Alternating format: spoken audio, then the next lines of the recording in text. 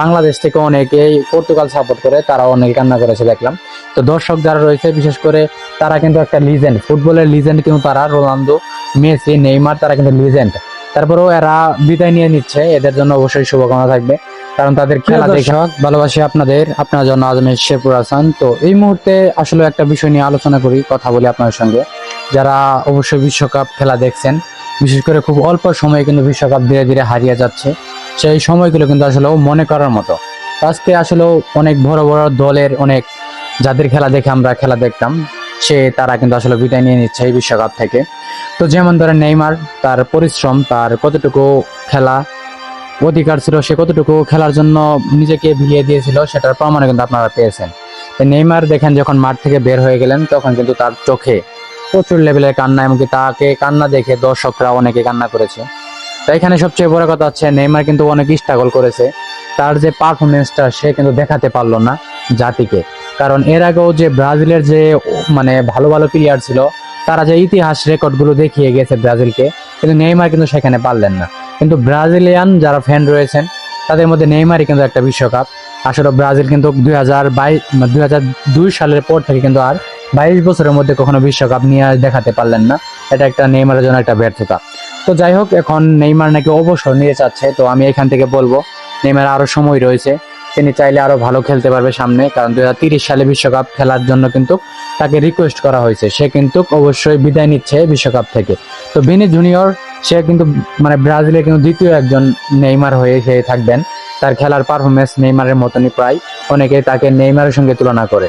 তো যাই হোক, আজকে ভিডিওর মাধ্যমে একটু আপনার সঙ্গে শেয়ার করি। তারপরে আরেকটা খেলা হচ্ছে পর্তুগালের সেই রোনালদো, যার খেলা, যার অ্যাড সকলে কিন্তু দেখছেন, তাকে সঙ্গে কিন্তু পরিচিত অনেকেই। তো তার মানে এত ভালো পারফরমেন্স খেলেও 90 মিনিটের পরে যা অতিরিক্ত মিনিট দেওয়া হয়, সেই মিনিটে তারা একটা গোল খায়। তো সেখানে আবেগ প্লাবন হয়ে গেছে, কারণ এখানে মুহূর্তটা আসলে খারাপ লাগারই। তারা পর্তুগাল সাপোর্ট করেছেন, তারা কিন্তু বিষয়টা বুঝতে পারবেন। কারণ 90 মিনিট যখন খেলার কোনো গোল মানে সমাধান আসে নাই, সেখানে মাত্র 6 মিনিটে না 8 মিনিটে গোল হয়ে গেল। এটা কতটুকু একটা মানে আশ্চর্যজনক, বিষয়টা অন্যরকম। এটা রোনালদোকে কাঁদিয়েছে, তার এই কান্না দেখে কিন্তু অনেক দর্শক কান্না করেছে। বাংলাদেশ থেকে অনেকেই পর্তুগাল সাপোর্ট করে, তারা অনেকে কান্না করেছে দেখলাম। তো দর্শক যারা রয়েছে বিশেষ করে, তারা কিন্তু একটা লিজেন্ড, ফুটবলের লিজেন্ড কিন্তু তারা, রোনালদো, মেসি, নেইমার, তারা কিন্তু লিজেন্ড।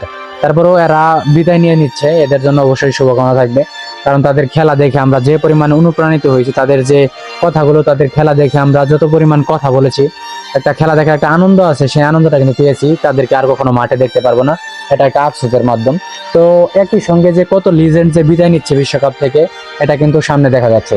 তো আজকেই কিন্তু সেই মেসির খেলা, যে মেসির কিন্তু আসলে বয়স শেষ, বিশ্বকাপটাও শেষ পর্যায়ে। তো তিনি কিন্তু ভালো পারফরমেন্স করলেন মাঠে। আজকে সেই মাঠে পারফরমেন্স দেখে কিন্তু আসলে বিশ্বকাপের ভালো সামনের দিকে এগিয়ে যাবে। যদি আজকে তারা ব্যর্থ হয়ে যায়, তাহলে কিন্তু তাদের অবস্থান আরো নিম্ন পর্যায়ে চলে যাবে, তারা কিন্তু হেরে যাবে, তারা কিন্তু বিশ্বকাপ থেকে ছিটকে পড়ে যাবে।